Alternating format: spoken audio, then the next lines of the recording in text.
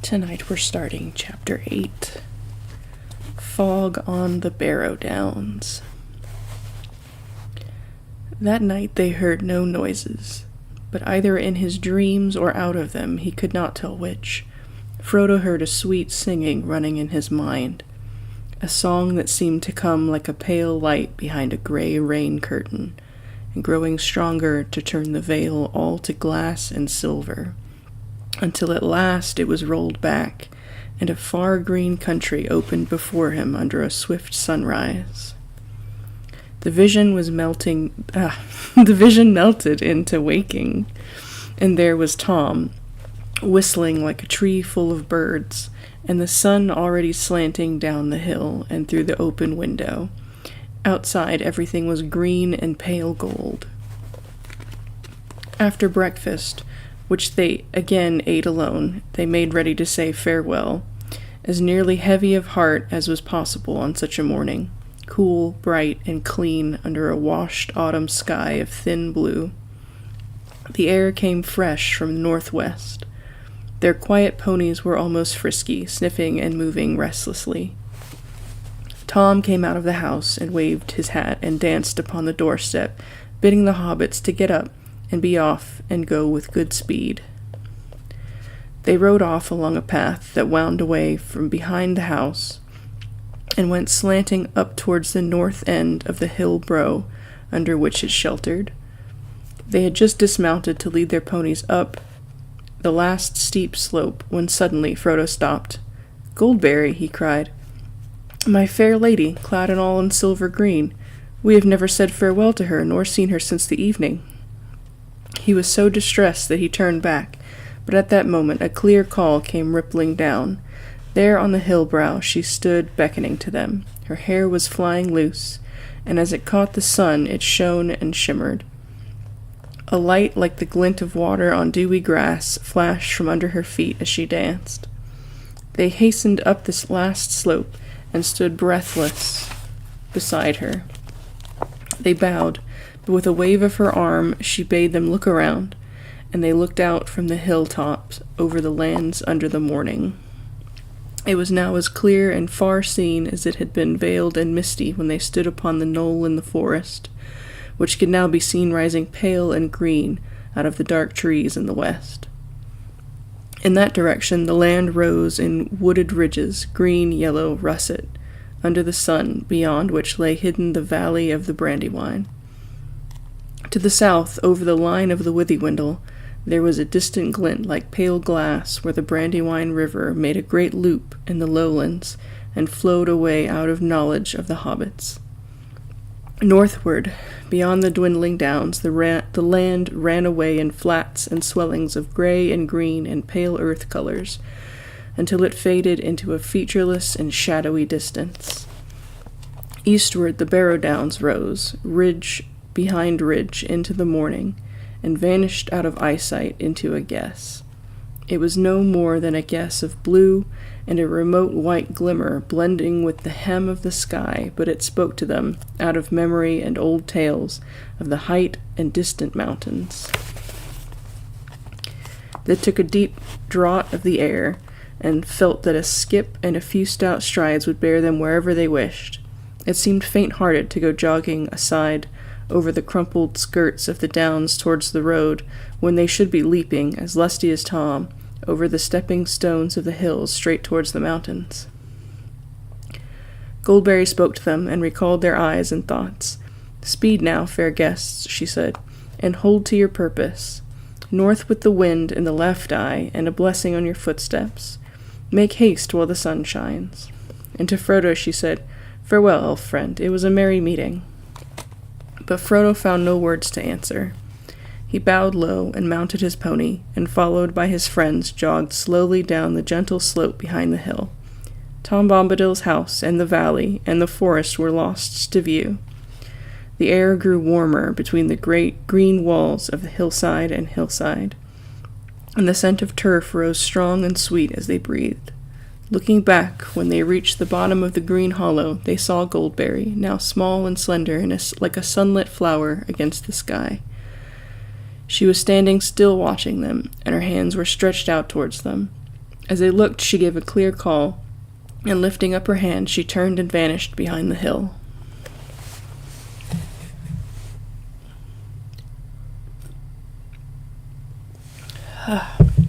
And tonight we also have some lovely spiced wine. It's been sitting out for a little bit.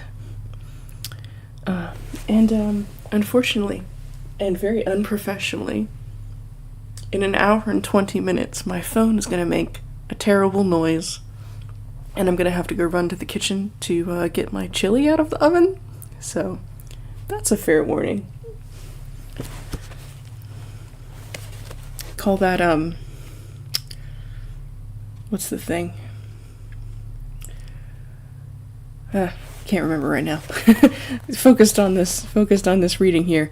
The word that people use when they're like, we made some meaningful changes to this, which, we won't worry about that. We won't worry about that. We'll worry about these hobbits instead. Their way wound along the floor of the hollow, and round the green feet of a steep hill, into another deeper and broader valley, and then over the shoulder of further hills, and down their long limbs, and up their smooth sides again, up onto new hilltops, and down into new valleys. There was no tree nor any visible water. It was a country of grass and short springy turf, silent except for the whisper of air over the edges of the land, and high lonely cries of strange birds. As they journeyed, the sun mounted and grew hot. Each time they climbed a ridge, and the breeze seemed to have grown less. When they caught a glimpse of the country westward, the distant forest seemed to be smoking, as if the fallen rain was steaming up again from leaf and root and mold. A shadow now lay around the edge of sight, a dark haze above which the upper sky was like a blue cap, hot and heavy. At about midday they came to a hill whose top was wide and flattened, like a shallow saucer with a green mounded rim. Inside there was no air stirring, and the sky seemed near their heads. They rode across and looked northwards. Their hearts rose, for it seemed plain that they had come further already than they had expected. Certainly the distances had now all become hazy and deceptive, but there could be no doubt that the downs were coming to an end. A long valley lay below them, winding away northwards. Oops, I have clicked a button mistakenly. Here we go. A long valley lay below them, winding away northwards, until it came to an opening between two steep shoulders. Beyond, there seemed to be no more hills. Due north, they faintly glimpsed a long, dark line. "That is a line of trees," said Mary, "and that must mark the road. All along it, for many leagues east of the bridge, there are trees growing. Some say they were planted in the old days." "Splendid," said Frodo. "If we make as good going this afternoon as we have done this morning, we shall have left the downs before the sun sets and be jogging on in search of a camping place." But even as he spoke, he turned his glance eastwards, and he saw that on that side the hills were higher and looked down upon them, and all those hills were crowned with green mounds, and on some were standing stones, pointing upwards like jagged teeth out of green gums. I like that imagery. That's very creepy. That view was somehow disquieting. Somehow, really. So they turned from the sight and went down into the hollow circle. In the midst of it there stood a single stone, standing tall under the sun above, and at this hour casting no shadow. It was shapeless and yet significant, like a landmark, or a guarding finger, or more like a warning. But they were now hungry, and the sun was still at the fearless noon, so they set their backs against the east side of the stone. It was cool, as if the sun had no power to warm it, but at that time this seemed pleasant. There they took food and drink, and made as good a noon meal under the open sky as anyone could wish, for the food came from down under hill. Tom had provided them with plenty for the comfort of the day. Their ponies unburdened strayed upon the grass.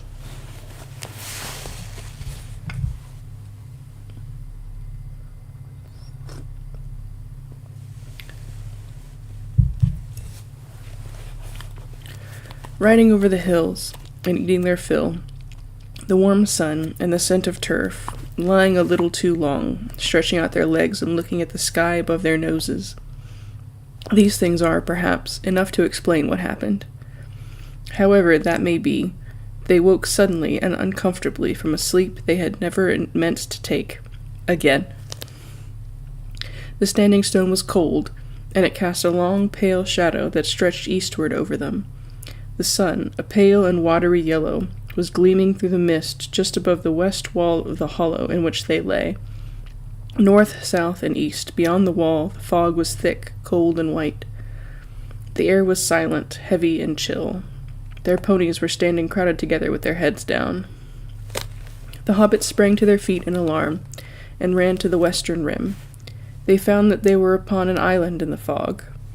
Even as they looked out in dismay towards the setting sun, it sank before their eyes into a white sea, and a cold gray shadow sprang up in the east behind. The fog rolled up to the walls and rose above them, and as it mounted, it bent over their heads until it became a roof. They were shut in a hall of mist whose central pillar was the standing stone. That's really cool. They felt as if a trap was closing about them, but they did not quite lose heart. They still remembered the hopeful view that they had had of the line of the road ahead, and they still knew in which direction it lay. In any case, they now had so great a dislike for that hollow place about the stone that no thought of remaining there was in their minds. They packed up as quickly as their chilled fingers would work. Soon they were leading their ponies in single file over the rim and down the long northward slope of the hill, down into a foggy sea.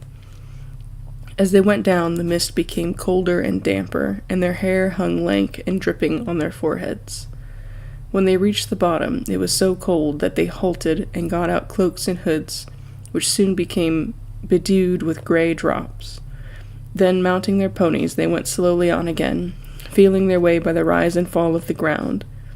They were steering, as well as they could guess, for the gate-like opening at the far northward end of the long valley, which they had seen in the morning.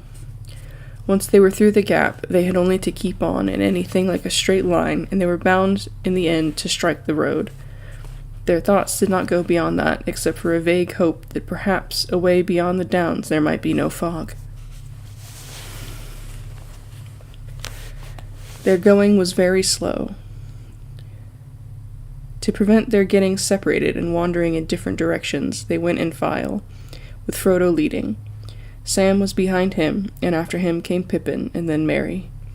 The valley seemed to stretch on endlessly. Suddenly Frodo saw a hopeful sign. On either side ahead, a darkness began to loom through the mist, and he guessed that they were at last approaching the gap in the hills, the north gate of the Barrow Downs. If they could pass that, they would be free. "Come on, follow me," he called back over his shoulder, and he hurried forward. But his hopes soon changed to bewilderment and alarm. The dark patches grew darker, but they shrank, and suddenly he saw, towering ominous before him, and leaning slightly towards one another like the pillars of a headless door, two huge standing stones. He could not remember having seen any sign of these in the valley. When he looked out from the hill in the morning, he had passed between them almost before he was aware, and even as he did so, darkness seemed to fall around him.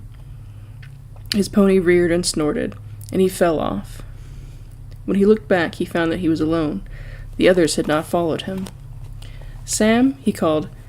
"Pippin, Merry, come along. Why don't you keep up?" There was no answer. Fear took him, and he ran back past the stones, shouting wildly, "Sam! Sam! Merry! Pippin!" The pony bolted into the mist and vanished. From some way off, or so it seemed, he thought he heard a cry. "Hoy! Frodo, hoy!" It was away eastward, on his left, as he stood under the great stones, staring and straining into the gloom. He plunged off in the direction of the call, and found himself going steeply uphill. As he struggled on, he called again, and kept calling more and more frantically, but he heard no answer for some time, and then it seemed faint and far ahead, and high above him. "Frodo, hoy!" came the thin voices out of the mist, and then a cry that sounded like "Help! Help!" often repeated, ending with a last "help" that trailed off into a long wail suddenly cut short. He stumbled forward with all the speed he could towards the cries, but the light was now gone, and clinging night had closed about him, so that it was impossible to be sure of any direction. He seemed all the time to be climbing up and up. Only the change in the level of the ground at his feet told him when he at last came to the top of a ridge or hill. He was weary, sweating, and yet chilled. It was wholly dark. "Where are you?" he cried out miserably. There was no reply. He stood listening. He was suddenly aware that it was getting very cold, and that up here a wind was beginning to blow, an icy wind. A change was coming in the weather. The mist was flowing past him now in shreds and tatters. His breath was smoking, and the darkness was less near and thick. He looked up and saw with surprise that faint stars were appearing overhead amid the strands of hurrying cloud and fog. The wind began to hiss over the grass. He imagined suddenly that he caught a muffled cry, and made towards it. And even as he went forward, the mist was rolled up and thrust aside, and the starry sky was unveiled. A glance showed him that he was now facing southwards, and was on a round hilltop, which he must have climbed from the north. Out of the east the biting wind was blowing. To his right there loomed against the westward stars a dark black shape. A great barrow stood there. "Where are you?" he cried again, both angry and afraid.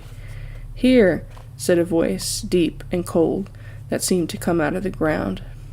"I am waiting for you." "No," said Frodo, but he did not run away. His knees gave, and he fell on the ground. Nothing happened, and there was no sound. Trembling, he looked up, in time to see a tall, dark figure, like a shadow against the stars. It leaned over him. He thought there were two eyes, very cold, though lit with a pale light that seemed to come from some remote distance. Then a grip stronger and colder than iron seized him. The icy touch froze his bones, and he remembered no more.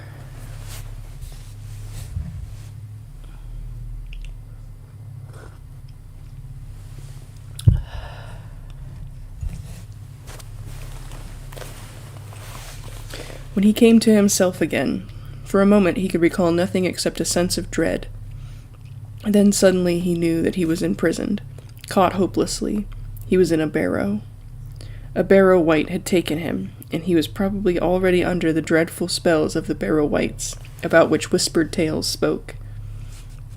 He dared not move, but lay as he found himself, flat on his back upon a cold stone with his hands on his breast. Though his fear was so great that it seemed to be part of the very darkness that was round him, he found himself, as he lay thinking about Bilbo Baggins and his stories, of their jogging along together in the lanes of the Shire, and talking about roads and adventures. There is a seed of courage hidden, often deeply, it is true, in the heart of the fattest and most timid hobbit, waiting for some final and desperate danger to make it grow. Frodo was neither very fat nor very timid. Indeed, though he did not know it, Bilbo and Gandalf had thought him the best hobbit in the Shire. He thought he had come to the end of his adventure, and a terrible end, but the thought hardened him. He found himself stiffening, as if for a final spring. He no longer felt limp like a helpless prey. As he lay there, thinking and getting a hold on himself, he noticed all at once that the darkness was slowly giving way. A pale greenish light was growing round him. It did not at first show him what kind of place he was in, for the light seemed to be coming out of himself, and from the floor beside him, and he had not yet reached the roof or wall. He turned, and there in the cold air he saw lying beside him Sam, Pippin, and Merry. They were on their backs, and their faces looked deathly pale, and they were clad in white. About them lay many treasures, of gold maybe, though in that light they looked cold and unlovely. On their heads were circlets, gold chains were about their waists, and on their fingers were many rings. Swords lay by their sides, and shields were at their feet. But across their three necks lay one long, naked sword. Suddenly a song began, a cold murmur, rising and falling. The voice seemed far away and immeasurably dreary, sometimes high in the air and thin, sometimes like a low moan from the ground. Out of the formless stream of sad but horrible sounds, strings of words would now and again shape themselves, grim, hard, cold words, heartless and miserable. The night was railing against the morning of which it was bereaved, and the cold was cursing the warmth for which it hungered. Frodo was chilled to the marrow. After a while the song became clearer, and with dread in his heart he perceived that it had changed into an incantation. Cold be hand and heart and bone, and cold be sleep under stone. Never more to wake on stony bed, never, till the sun fails and the moon is dead. In the black wind the stars shall die, and still on gold here let them lie, till the dark Lord lifts his hand over dead sea and withered land. He heard behind his head a creaking and scraping sound. Rising himself on one arm, he looked, and saw now in the pale light that they were in a kind of passage, which behind them turned it to a corner. Round the corner, a long arm was groping, walking on its fingers towards Sam, who was lying nearest, and towards the hilt of the sword that lay upon him. At first Frodo felt as if he had indeed been turned into stone by the incantation. Then a wild thought of escape came to him. He wondered if he put on the ring, whether the Barrow Wight would miss him, and he might find some way out.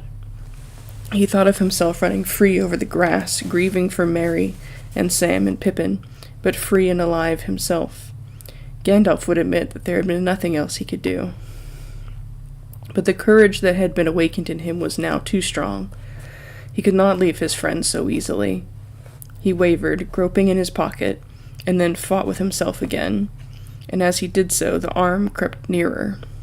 Suddenly resolve hardened in him, and he seized a short sword that lay beside him, and kneeling, he swooped low over the bodies of his companions. With what strength he had, he hewed at the crawling arm near the wrist, and the hand broke off. But at the same moment, the sword splintered up to the hilt. There was a shriek, and the light vanished. In the dark there was a snarling noise.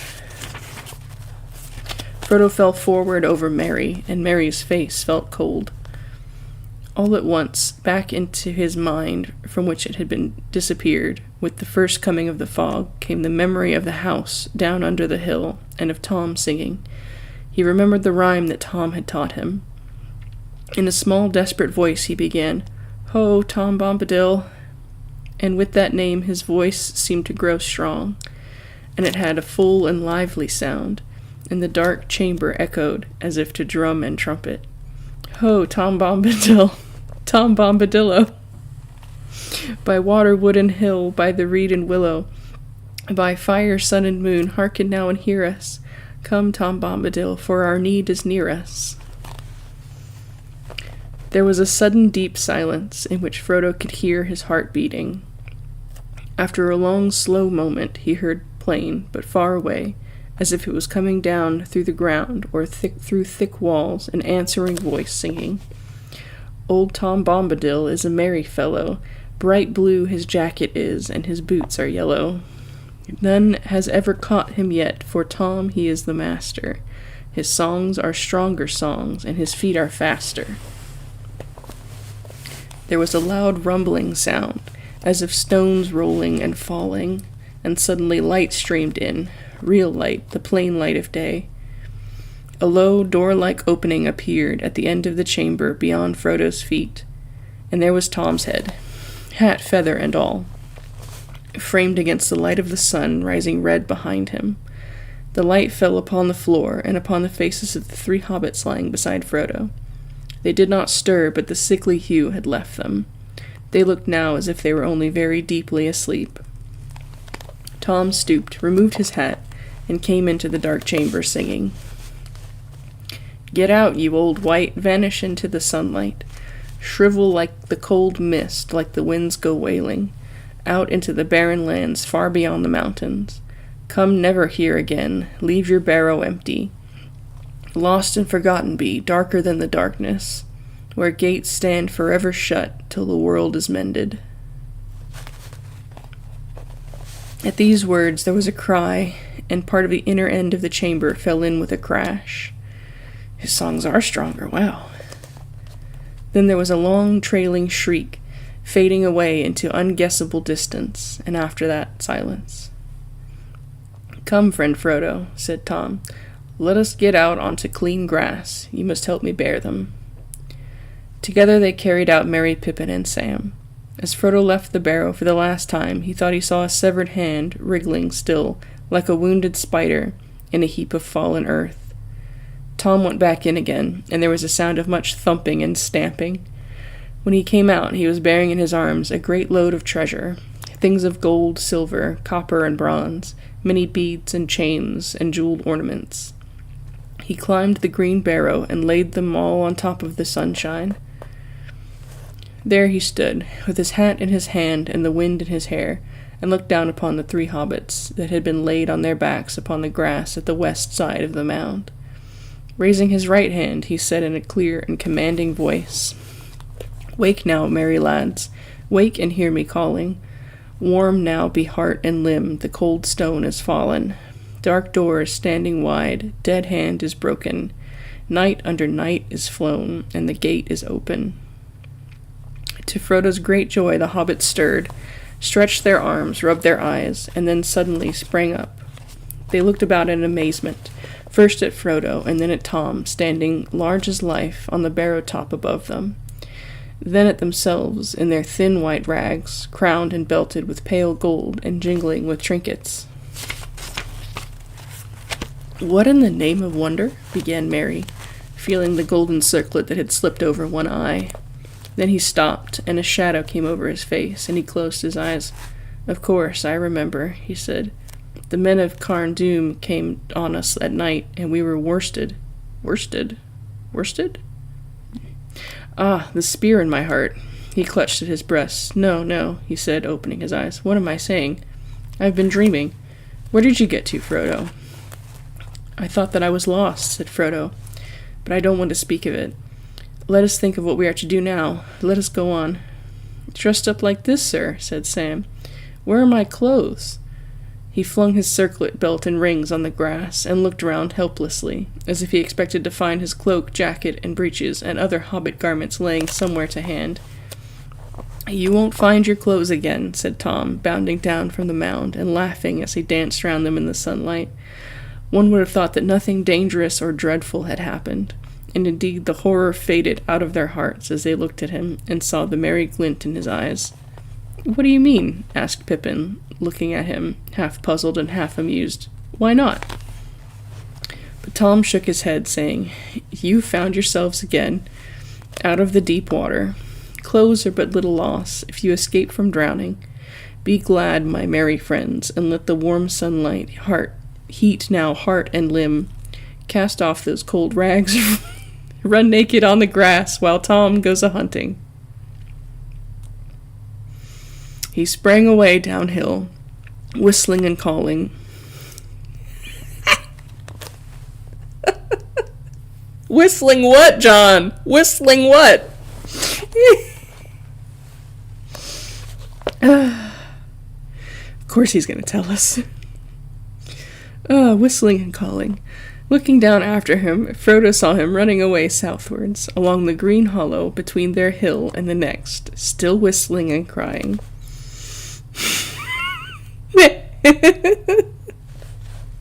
Hey now, come hoy now, whither do you wander? Up, down, near or far, here, there, or yonder. Sharp ears, wise nose, swish tail, and bumpkin. White socks, my little lad, and old fatty lumpkin.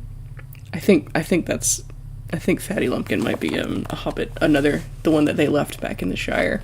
But that was those are some fun nicknames. Sharp ears, wise nose, swish tail, and bumpkin. I think we all know who Tolkien intends Bumpkin to be.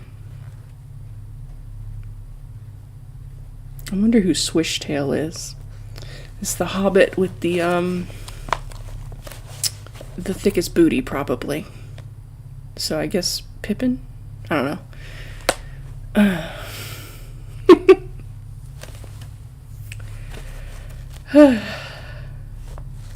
So he sang, running fast, tossing up his hat and catching it, until he was hidden by a fold of the ground. But for some time his hey now, hoy now came floating back down the wind, which had shifted round towards the south. The air was growing very warm again. The hobbits ran about for a while in the grass, as he told them.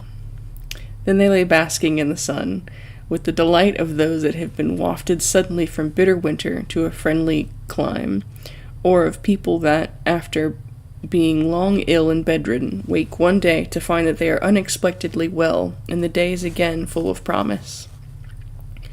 By the time that Tom had returned, they were feeling strong and hungry.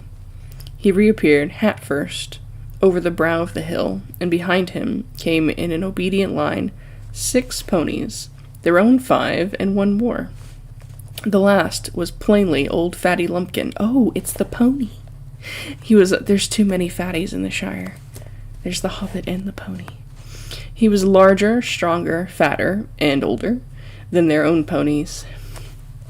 Merry, to whom the others belonged, had not, in fact, given them any such names, but they answered to the new names that Tom had given them for the rest of their lives.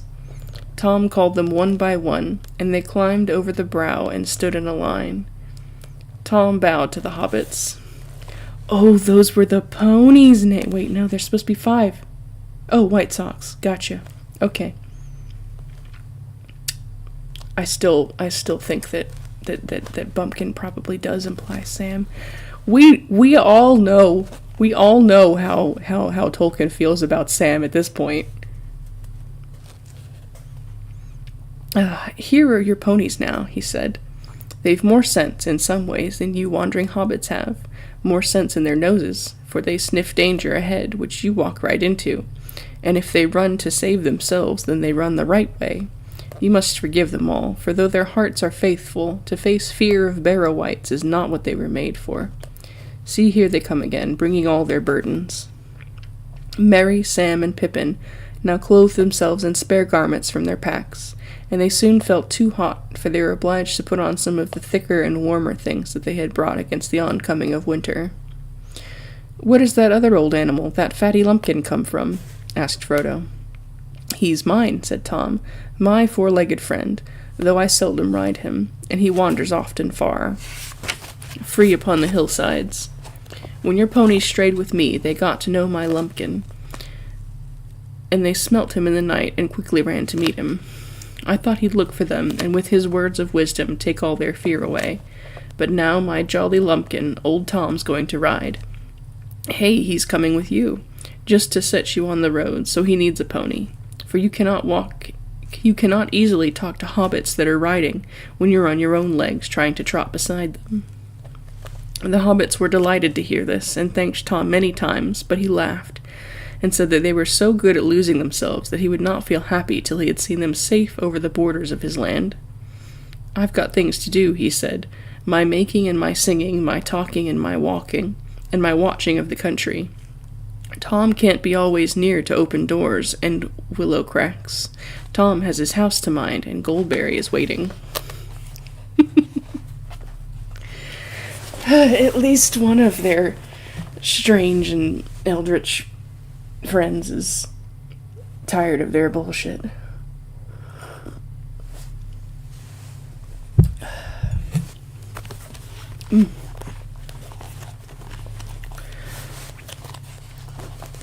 It was still fairly early by the sun, something between 9 and 10, and the hobbits turned their minds to food. Their last meal had been lunch beside the Standing Stone the day before. They breakfasted now off the remainder of Tom's provision, meant for their supper, with additions that Tom had brought with them. It was not a large meal, considering hobbits and the circumstances, but they felt much better for it. While they were eating, Tom went up to the mound and looked through the treasures. Most of those he made into a pile that glistened and sparkled on the grass. He bade them lie there, free to all finders, birds, beasts, elves, or men, and all kindly creatures. For so the spell of the mound should be broken and scattered, and no wight ever come back to it. He chose for himself from the pile a brooch set with blue stones, many shaded like flax flowers or the wings of blue butterflies. He looked long at it, as if stirred by some memory, shaking his head and saying at last, "Here is a pretty toy for Tom and for his lady. Fair was she who long ago wore this on her shoulder. Goldberry shall wear it now, and we will not forget her." For each of the hobbits he chose a dagger, long, leaf-shaped and keen, of marvelous workmanship, damasked with serpent forms in red and gold. They gleamed as he drew them from their black sheaths, wrought of some strange metal, light and strong, and set with many fiery stones.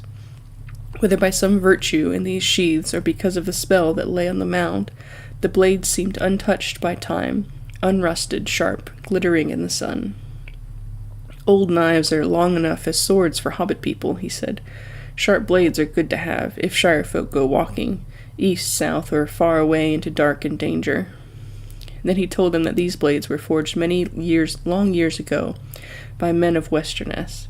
They were foes of the Dark Lord, but they were overcome by the evil king of Carn Dûm and the land of Angmar. "Few now remember them," Tom murmured, "yet still some go wandering, sons of forgotten kings walking in loneliness, guarding from evil things folk that are heedless." Gotcha. I saw headless and was like, that seems like the wrong place in that sentence for that. The hobbits did not understand his words. Oh, me neither. But as he spoke, they had a vision, as it were, of a great expanse of years behind them, like a vast shadowy plain over which there strode shapes of men, tall and grim, with bright swords, and last came one with a star on his brow. Then the vision faded, and they were back to the sunlit world. It was time to start again. They made ready, packing their bags and lading their ponies. Lading? That must be right. Lading. Lading. Their new weapons they hung on their leather belts under their jackets, feeling them very awkward and wondering if they would be of any use. Fighting had not before occurred to any of them as one of the adventures in which their flight would land them. Excuse me. At last they set off, and they led their ponies down the hill, and then mounting they trotted quickly along the valley. They looked back and saw that the top of the old mound on the hill, and from it the sunlight on the gold went up like a yellow flame. Then they turned a shoulder of the downs, and it was hidden from view. Though Frodo looked about him, on every side he saw no sign of the great stones standing like a gate, and before long they came to the northern gap and rode swiftly through, and the land fell away before them. It was a merry journey with Tom Bombadil trotting gaily beside them, or before them, on Fatty Lumpkin, who could move much faster than his girth promised. Tom sang most of the time, but it was chiefly nonsense, or perhaps a strange language unknown to the hobbits, an ancient language whose words were mainly those of wonder and delight. They went forward steadily, but they soon saw that the road was further away than they had imagined. Even without a fog, their sleep at midday would have prevented them from reaching it until after nightfall on the day before. The dark line they had seen was not a line of trees, but a line of bushes growing on the side of a deep dike, with a steep wall on the further side. Tom said that it had once been the boundary of a kingdom, but a very long time ago. He seemed to remember something sad about it, but would not say much. They climbed down and out of the dike and through a gap in the wall, and then Tom turned due north, for they had been bearing somewhat to the west. The land was now open and fairly level, and they quickened their pace, but the sun was already sinking low when at last they saw a line of trees ahead, and they knew that they had come back to the road after many unexpected adventures. They galloped their ponies over the last furlongs, and halted long under the shadows of the trees. They were on the top of a sloping bank, and the road, now dim as evening drew on, wound away below them. At this point it ran nearly from southwest to northeast, and on their right it fell quickly down into a wide hollow. It was rutted and bore many signs of the recent heavy rain. There were pools and potholes full of water. They rode down the bank and looked up and down. There was nothing to be seen. "Well, here we are again at last," said Frodo. "I suppose we haven't lost more than 2 days by my shortcut through the forest, but perhaps the delay will prove useful. It may have put them off our trail." The others looked at him. The shadow of the fear of the Black Riders came suddenly over them again. Ever since they had entered the forest, they had thought chiefly of getting back to the road. Only now, when it lay beneath their feet, did they remember the danger which pursued them, and was more than likely to be lying in wait for them upon the road itself. They looked anxiously back towards the setting sun, but the road was brown and empty. "Do you think," asked Pippin hesitantly, "do you think we may be pursued tonight?" "No, I hope not tonight," answered Tom Bombadil, "nor perhaps the next day, but do not trust my guess, for I cannot tell for certain. Out east my knowledge fails. Tom is no master of riders from the Black Land, far beyond his country." All the same, the hobbits wished he was coming with them. They felt that he would know how to deal with Black Riders if anyone did. They would soon now be going forward into lands wholly strange to them, and beyond all but the most vague and distant legends of the Shire, and in the gathering of twilight they longed for home. A deep loneliness and sense of loss was on them. They stood silent, reluctant to make the final parting, and only slowly became aware that Tom was wishing them farewell, and telling them to have good heart and ride on until dark without halting. "Tom will give you good advice till this day is over. After that your own luck must go with you and guide you. 4 miles along the road you'll come upon a village, Bree under Bree Hill. with doors looking westward. There you'll find an old inn that is called the Prancing Pony. Barlam and Butterbur is the worthy keeper. There you can stay the night, and afterwards the morning will speed you upon your way. Be bold, but wary. Keep up your merry hearts, and ride to meet your fortune." They begged him to come at least as far as the inn, and drink once more with them, but he laughed and refused, saying, "Tom's country ends here. He will not pass the borders. Tom has his house to mind, and Goldberry is waiting." Then he turned, tossed up his hat, leaped on Lumpkin's back, and rode up over the bank and away, singing into the dusk. The hobbits climbed up and watched him until he was out of sight. "I am sorry to take leave of Master Bombadil," said Sam.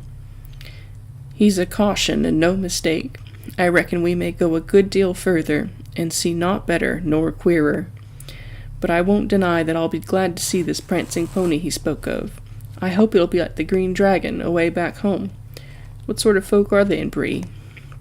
"There are hobbits in Bree," said Mary, "as well as big folk. I dare say it will be home-like enough. The pony is a good inn, by all accounts. My people ride out there now and again." "It may be all we could wish," said Frodo, "but it is one side of the Shire all the same.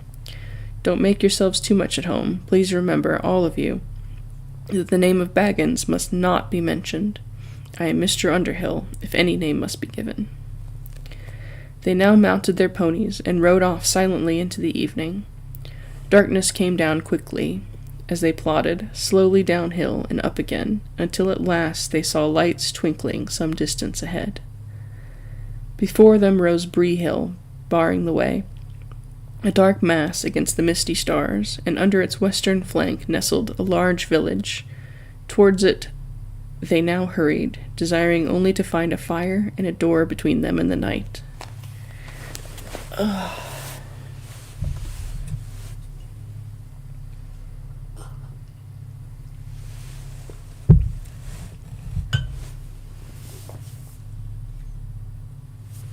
Not bad, 42 minutes until Chili alarm goes off. And not too many pages left at the sign of the Prancing Pony. We may not be so rudely interrupted.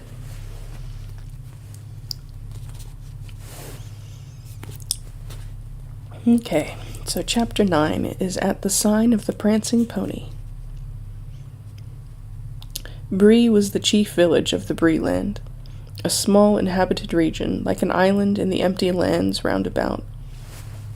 Besides Bree itself, there was Staddle on the other side of the hill, Combe in a deep valley a little further eastward, and Archet on the edge of the Chetwood.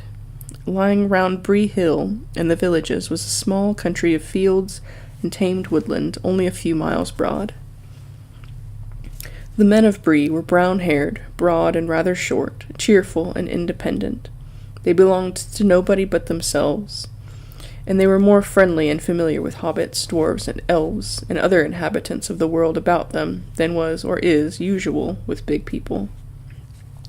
According to their own tales, they were the original inhabitants, and were the descendants of the first men that ever wandered into the west of the middle world.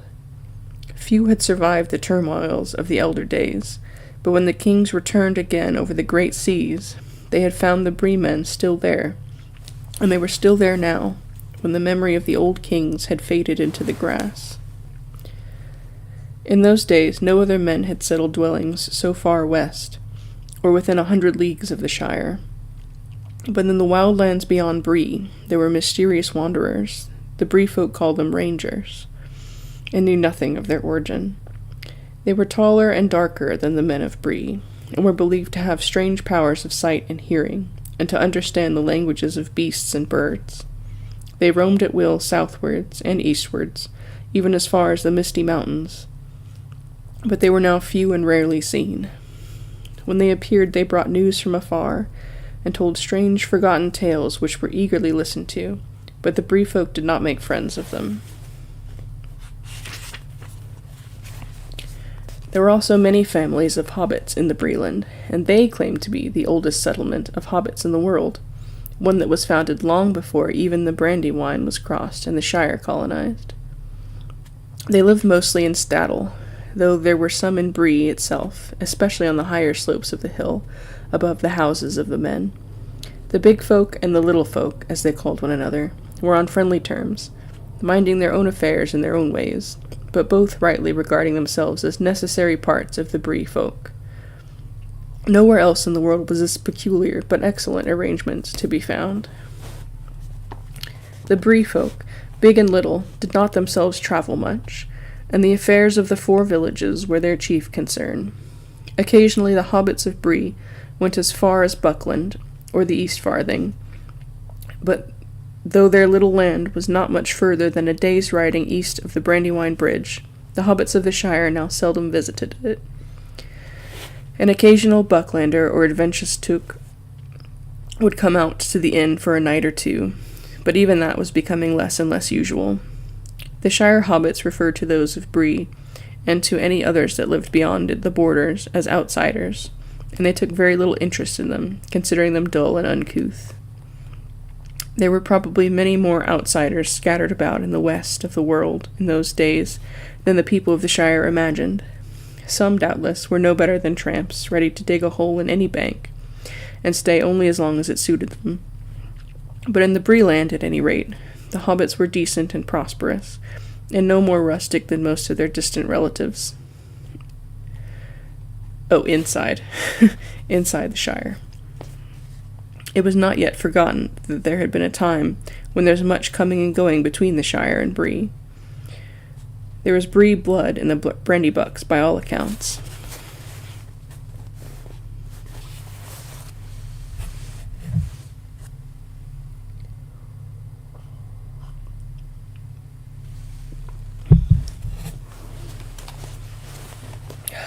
The village of Bree had some 100 stone houses of the big folk, mostly above the road, nestling on the hillside with windows looking west.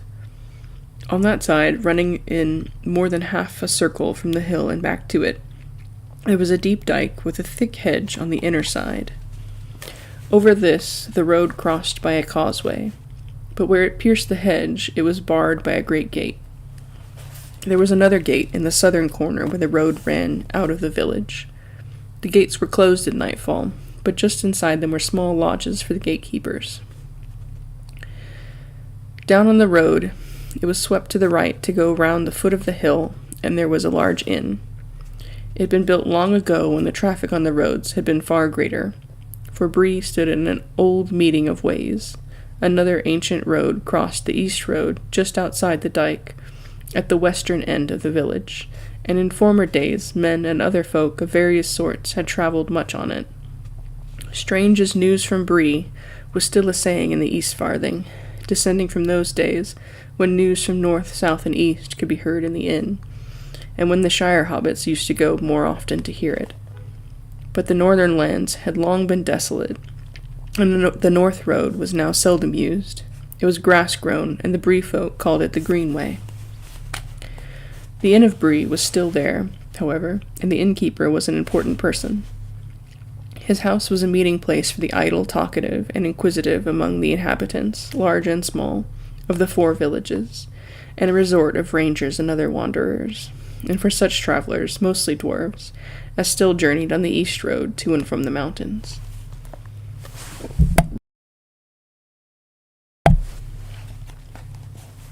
It was dark, and white stars were shining when Frodo and his companions came at last to the Greenway crossing and drew near the village.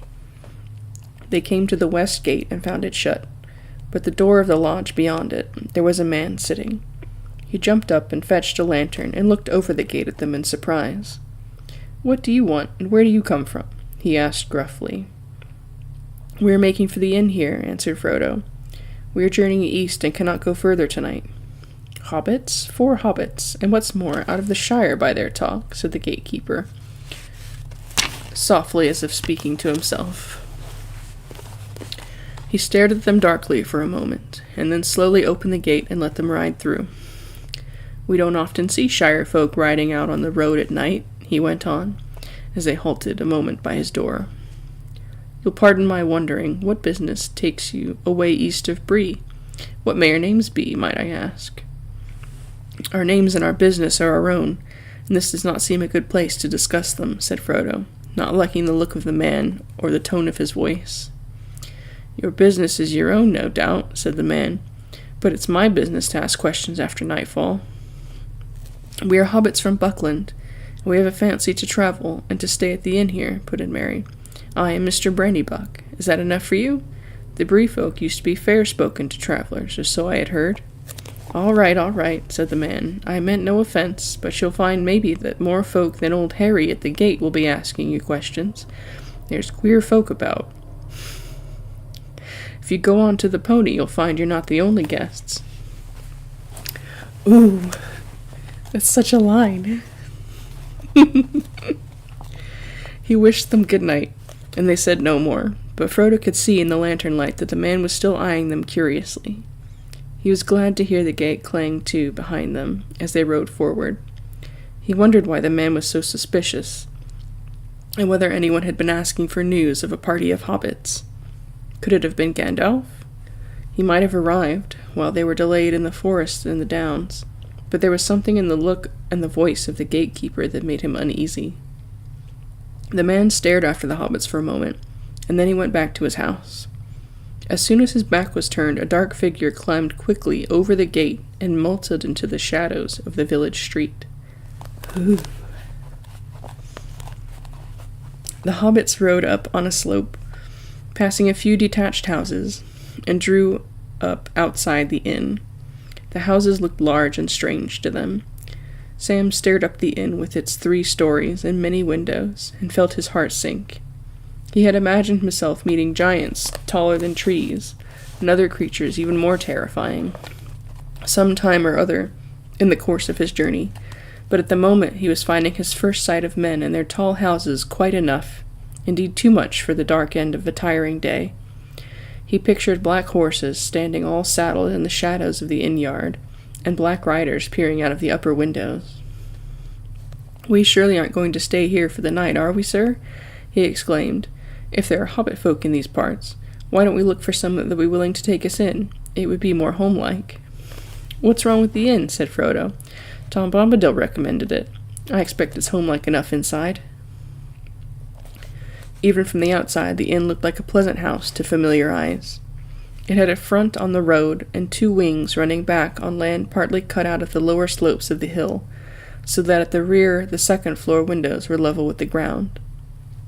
There was a wide arch leading to a courtyard between the 2 wings, and on the left, under the arch, there was a large doorway reached by a few broad steps. The door was open, and light streamed out of it. Above the arch there was a lamp, and beneath it swung a large sideboard. A fat white pony reared up on its hind legs. Over the door was painted in white letters, "The Prancing Pony," by Barlow and Butterbur. Many of the lower windows showed lights behind thick curtains. As they hesitated outside in the gloom, someone began singing a merry song inside, and many cheerful voices joined loudly in the chorus. They listened to this encouraging sound for a moment, and then got off their ponies. The song ended, and there was a burst of laughter and clapping. They led their ponies under the arch, and leaving them standing in the yard, they climbed up the steps. Frodo went forward, and nearly bumped into a short, fat man with a bald head and a red face. He had a white apron on, and was bustling out of one door and in through another, carrying a tray laden with full mugs. "Can we," began Frodo. "Half a minute, if you please," shouted the man over his shoulder, and vanished into a babble of voices and a cloud of smoke. In a moment he was out again, wiping his hands on his apron. "Good evening, little master," he said, bending down. "What may you be wanting?" "Beds for 4, and stabling for 5 ponies, if that can be managed. Are you Mr. Butterbur?" "That's right, Barlaman is my name. Barlaman Butterbur, at your service." "You're from the Shire, eh?" he said, and then suddenly he clapped his hand to his forehead, as if trying to remember something. "Hobbits," he cried. "Now, what does that remind me of? Might I ask your names, sir?" "Mr. Took and Mr. Brandybuck," said Frodo. "And this is Sam Gamgee. My name is Underhill." "There now," said Mr. Butterbur, snapping his fingers. "It's gone again, but it'll come back when I have time to think. I'm run off my feet, but I'll see what I can do for you. We don't often get a party out of Shire nowadays, and I should be sorry to not make it your welcome. But there is such a crowd already in the house tonight, as there hasn't been for long enough. It never rains but it pours, we say in Bree.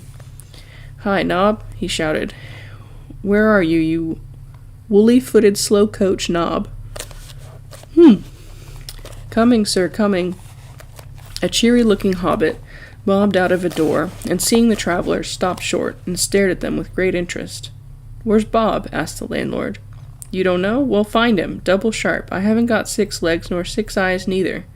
Tell Bob there's 5 ponies that have to be stabled. He must find room somehow. Nob trotted off with a grin and a wink. Well now, what was I going to say? Said Mr. Butterbur, tapping his forehead. One thing drives out another, so to speak. I'm that busy tonight, my head is going round. There's a party that came up the Greenway from down south last night, and that was strange enough to begin with. Then there's a traveling company of dwarves going west in this evening. And now there's you.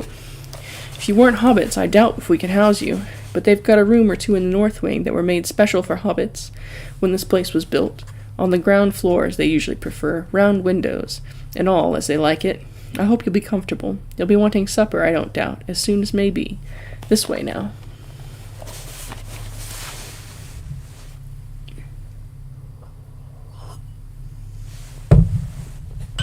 I see why news travels so well in Bree. Not a great secret keeper, it seems, is Mr. Barlaman. He led them a short way down a passage and opened a door. Here is a nice little parlor, he said.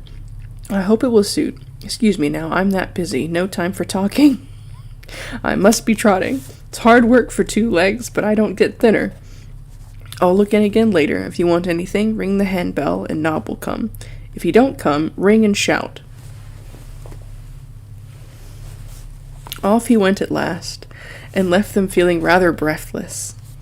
He seemed capable of an endless stream of talk, however busy he might be. Thank you. Thank you for the line.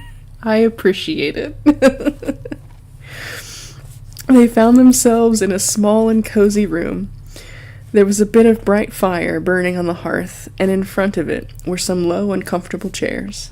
There was a round table already spread with a white cloth, and on it was a large handbell. But Nob, the hobbit servant, came bustling in long before they thought of ringing. He brought candles and a tray full of plates. Will you be wanting anything to drink, masters? He asked. And shall I show you to the bedrooms while your supper is got ready? They were washed and in the middle of good deep mugs of beer when Mr. Butterbur and Nob came in again. In a twinkling the table was laid. There was hot soup, cold meats, a blackberry tart, new loaves, slabs of butter, and half a ripe cheese. Good plain food, as good as the Shire could show, and homelike enough to dispel the last of Sam's misgivings, already much relieved by the excellence of the beer. The landlord hovered round for a little, and then proposed to leave them. I don't know whether you would care to join the company when you have supped, he said, standing at the door. Perhaps you would rather go on to your beds. Still, the company would be very pleased to welcome you, if you have a mind. We don't get outsiders, travelers from the Shire, I should say, begging your pardon, often. And we like to hear a bit of news, or any story or songs you may have in mind, but as you please, ring the bell if you lack anything. So refreshed and encouraged did they feel at the end of their supper, about 3/4 of an hour's steady going, not hindered by unnecessary talk, that Frodo, Pippin, and Sam decided to join the company. Mary said it would be too stuffy. I shall sit here quietly by the fire for a bit, perhaps go out later for a sniff of the air. Mind your P's and Q's, and don't forget that you are supposed to be escaping in secret, and are still on the high road and not very far from the Shire. All right, said Pippin. Mind yourself, don't get lost, and don't forget that it's safer indoors.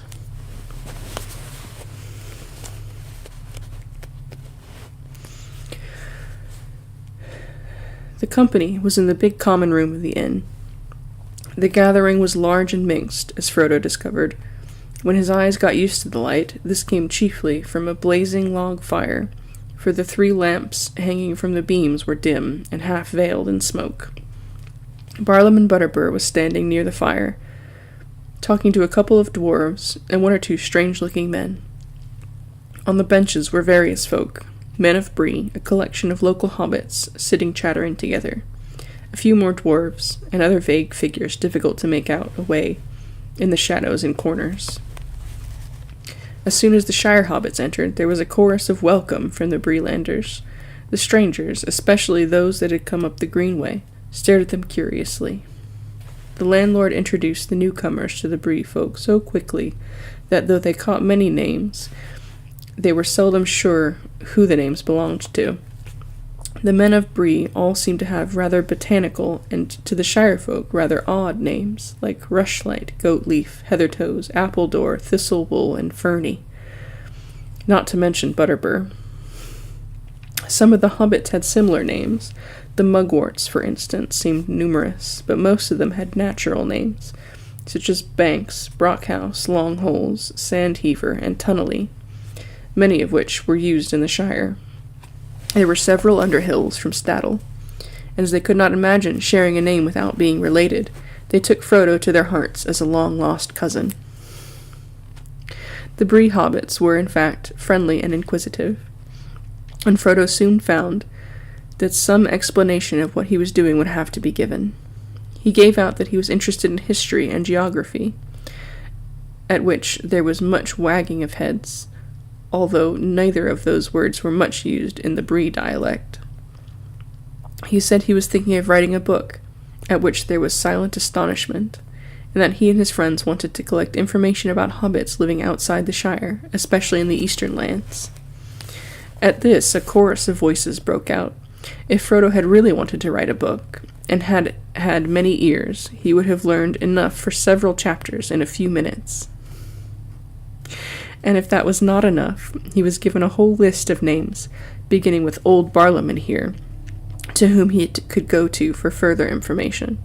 But after a time, as Frodo did not show any sign of writing a book on the spot, the hobbits returned to their questions about doings in the Shire. Frodo did not prove very communicative, and he soon found himself sitting alone in a corner, listening and looking around. The men and dwarves were mostly talking of distant events, and telling news of a kind that was becoming only too familiar. There was trouble away in the south, and it seemed that the men who had come up the Greenway were on the move, looking for lands where they could find some peace. The Bree folk were sympathetic, but plainly not very ready to take a large number of strangers into their little land. One of the travelers, an ill-favored fellow, was foretelling that more and more people would be coming north in the near future. If room isn't found for them, they'll find it for themselves. They've a right to live, same as other folk, he said loudly. The local inhabitants did not look pleased at the prospect. The hobbits did not pay much attention to all this, and it did not at the moment seem to concern hobbits. Big folk could hardly beg for lodgings in hobbit holes. They were more interested in Sam and Pippin, who were now feeling quite at home, and were chatting gaily about events in the Shire. Pippin roused a good deal of laughter with an account of the collapse of the roof of the town hole in Mitchell Delving.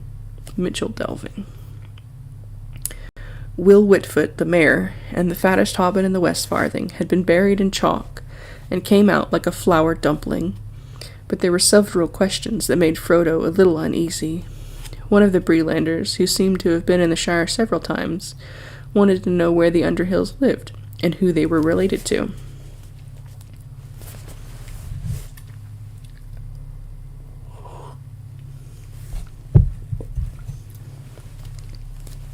Suddenly Frodo noticed that a strange-looking, weather-beaten man, sitting in the shadows near the wall, was also listening intently to the hobbit talk. He had a tall tankard in front of him, and was smoking a long-stemmed pipe, curiously carved. His legs were stretched out before him, showing high boots of supple leather that fitted him well, but had seen much wear, and were now caked with mud.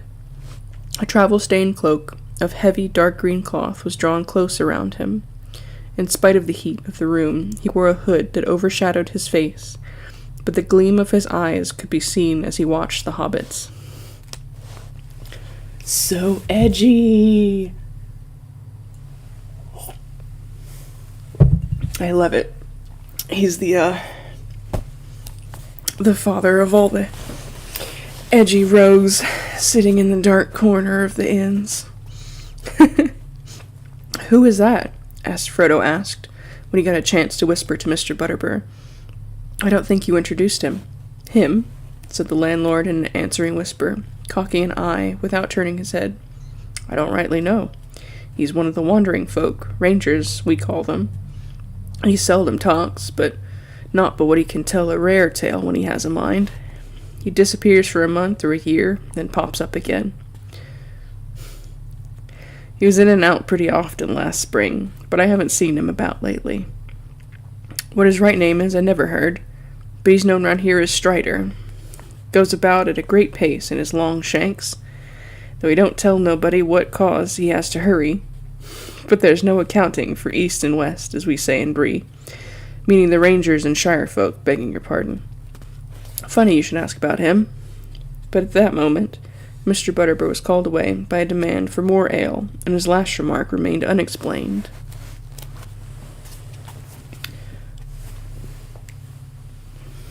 Frodo found that Strider was now looking at him, as if he had heard or guessed all that had been said.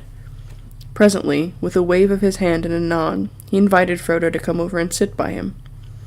As Frodo drew nearer, he threw back his hood, showing a shaggy head of dark hair flecked with gray, and a pale, stern face, a pair of keen gray eyes. "I'm called Strider," he said in a low voice. "Very pleased to meet you, Master Underhill, if old Butterbur got your name right." "He did," said Frodo stiffly. He felt far from comfortable under the stare of those keen eyes. "Well, Master Underhill," said Strider, "if I were you, I should stop your young friends from talking too much. Drink, fire, and chance meeting are pleasant enough, but well, this isn't the Shire. They're queer folk about, though I say it as shouldn't, you may think. Though I say it as shouldn't, you may think." I don't understand that sentence. He added with a wry smile, seeing Frodo's glance. "And there may have been even stranger travelers through Bree lately," he went on, watching Frodo's face. Frodo returned his gaze but said nothing, and Strider made no further sign. His attention seemed suddenly to be fixed on Pippin.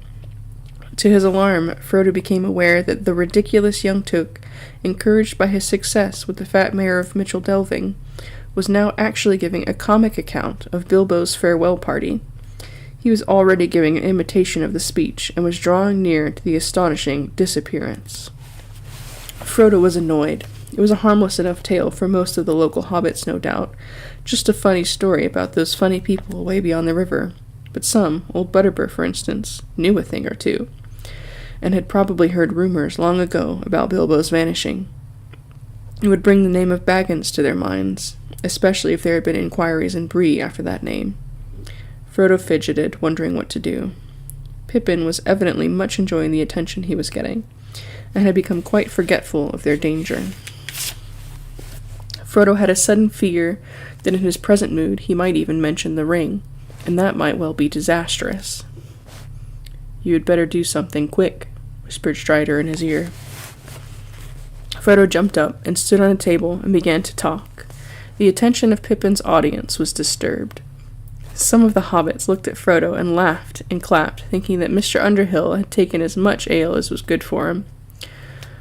Frodo suddenly felt very foolish, and found himself, as was his habit when making a speech, fingering the things in his pocket. He felt the ring on its chain, and quite unaccountably the desire came over him to slip it on and vanish out of the silly situation. It seemed to him somehow as if the suggestion came to him from outside, from someone or something in the room.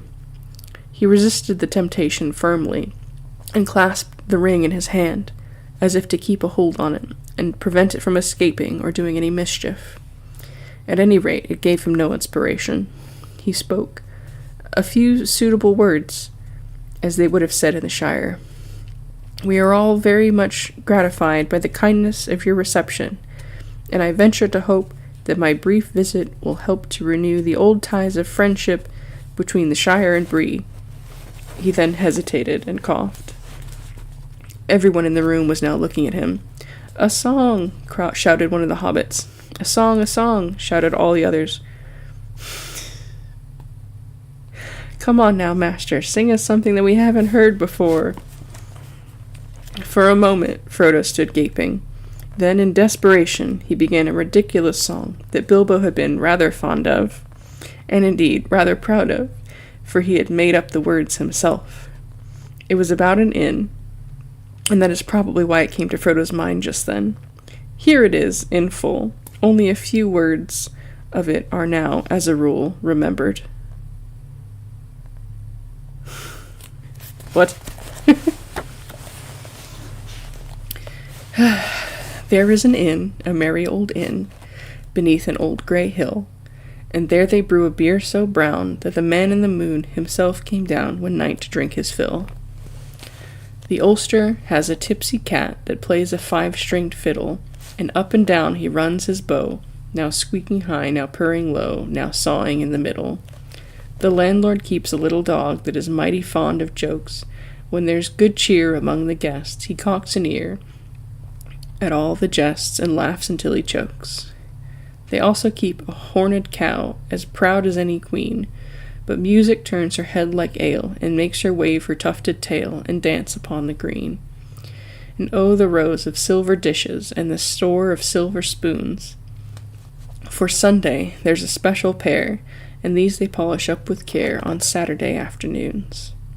The Man in the Moon was drinking deep, and the cat began to wail, and the dish and the spoon on the table danced, and the cow in the garden madly pranced, and the little dog chased his tail.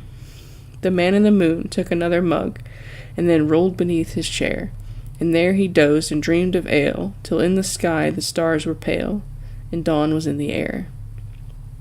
Then the Ulster said to his tipsy cat, "The white horses of the moon, they neigh and champ their silver bits, but their master's been drowned his wits, and the sun'll be rising soon." So the cat on his fiddle played Hey Diddle Diddle, a jig that would wake the dead. He squeaked and sawed and quickened the tune, while the landlord shook the Man in the Moon. "It's after 3, he said. They rolled the man slowly up the hill, and bundled him into the moon, while his horses galloped up in rear, and a cow came capering like a deer, and a dish ran up with the spoon. Now quicker the fiddle went, diddle-dum-diddle. You're killing me here. The dog began to roar. The cow and the horse stood on their heads. The guests all bounded from their beds and danced upon the floor. A ping and a pang, the fiddle strings broke. The cow jumped over the moon, and the little dog laughed to see such fun. And the Saturday dish went off at a run with the silver Sunday spoon. The round moon rolled behind the hill as the sun raised up her head. She hardly believed her fiery eyes, for though it was day, to her surprise, they all went back to bed.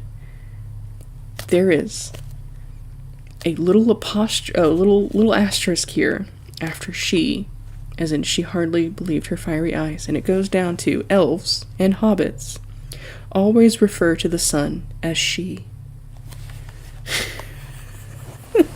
lest we forgot who wrote that song, or at least that version of it.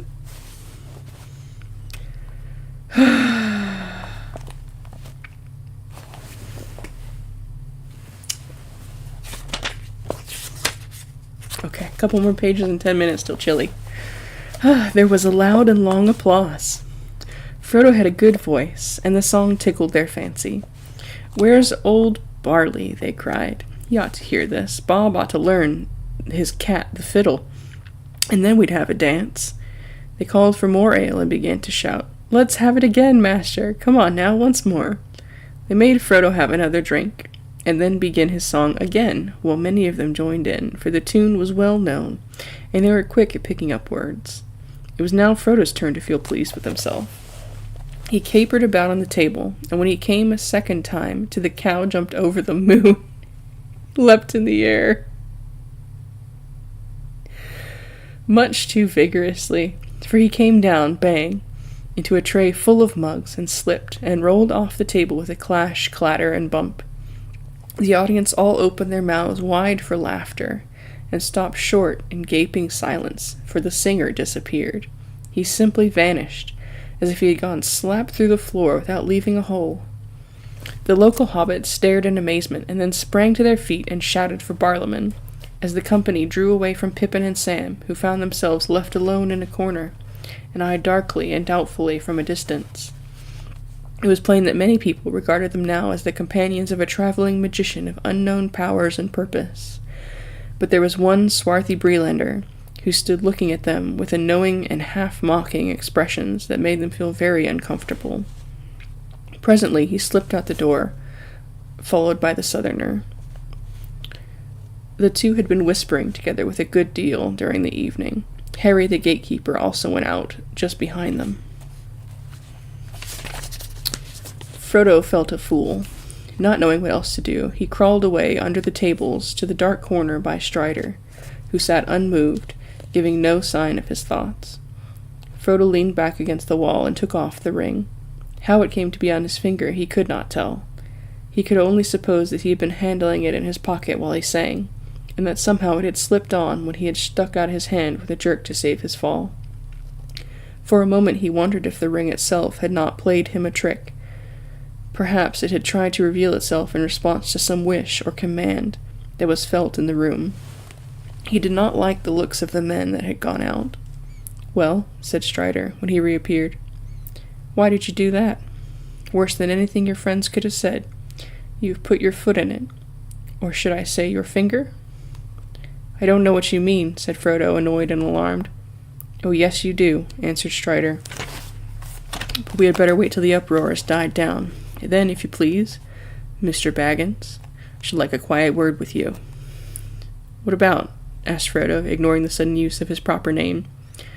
"A matter of some importance to us both," answered Strider, looking Frodo in the eye. "You may hear something to your advantage." "Very well," said Frodo, trying to appear unconcerned. "I'll talk to you later." Meanwhile, an argument was going on by the fireplace. Mr. Butterbur had come trotting in, and he was now trying to listen to several conflicting accounts of the event at the same time. "I saw him, Mr. Butterbur," said a hobbit, "or leastways, I didn't see him, if you take my meaning. He just vanished, into thin air, in a manner of speaking." "You don't say, Mr. Mugwort," said the landlord, looking puzzled. "Yes, I do," replied Mugwort, "and I mean what I say, what's more." "There's some mistake somewhere," said Butterbur, shaking his head. "There was too much of that Mr. Underhill to go vanishing into thin air, or into thick air, as is more likely in this room." "Well, where is he now?" cried several voices. "How should I know? He's welcome to go where he will, as long as he pays in the morning. There's Mr. Took now, he's not vanished." "Well, I saw what I saw, and I saw what I didn't," said Mugwort obstinately. I love how he writes the hobbits.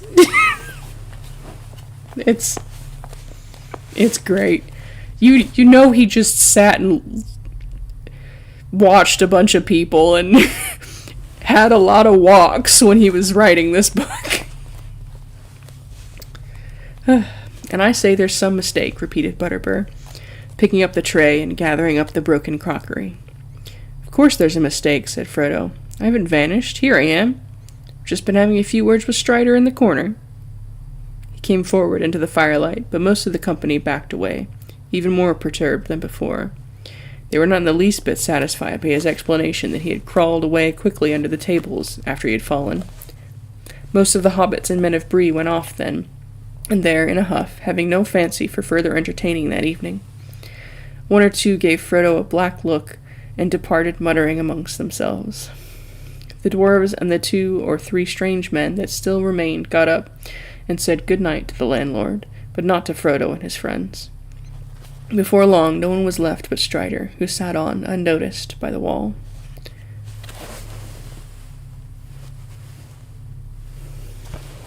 Mr. Butterbur did not seem much put out. He reckoned, very probably, that his house would be full again on many future nights. Until the present memory had been thoroughly discussed. Now what have you been doing, Mr. Underhill? He asked. Frightening my customers and breaking up my crocks with your acrobatics. I'm very sorry to have caused any trouble, said Frodo. It was quite unintentional, I assure you. A most unfortunate accident. All right, Mr. Underhill, but if you're going to do any more tumbling, or conjuring, or whatever it was, you'd best warn folk beforehand, and warn me. We're a bit suspicious round here, if anything out of the way, uncanny, if you understand me. We don't take to it at all of a sudden.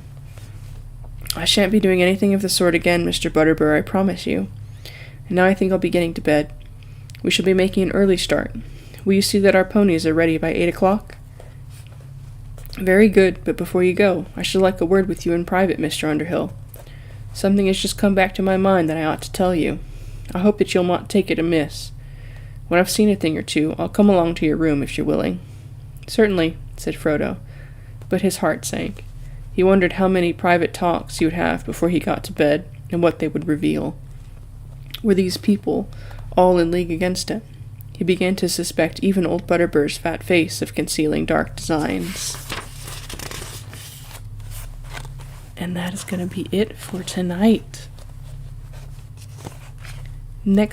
Our next chapter is just simply titled Strider.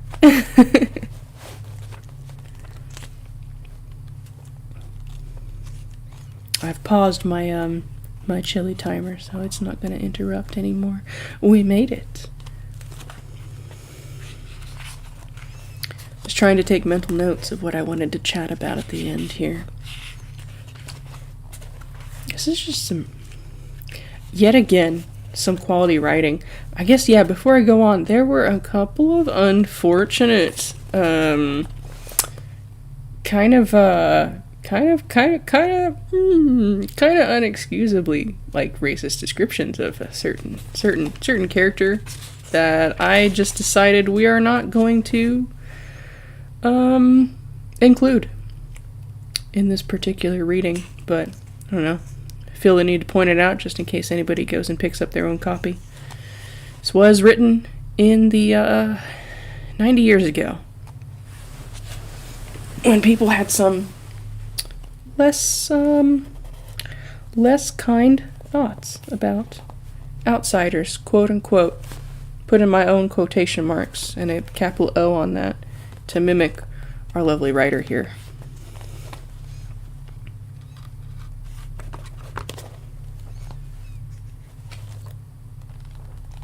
Yeah, I really appreciate the prose descriptions again. The Barrow Wights, was one of the things that I didn't have like a clear memory of, but remembered was a thing that had happened from reading when I was small. It definitely lived up to my tiny memory as very spooky. And then we had, oh my god, I can't believe he made me read his special version of The Cow Jumped Over the Moon. I just closed my book and I looked up, and on the back of my copy is John Ronald just laughing. And I feel at this moment that he is laughing at me.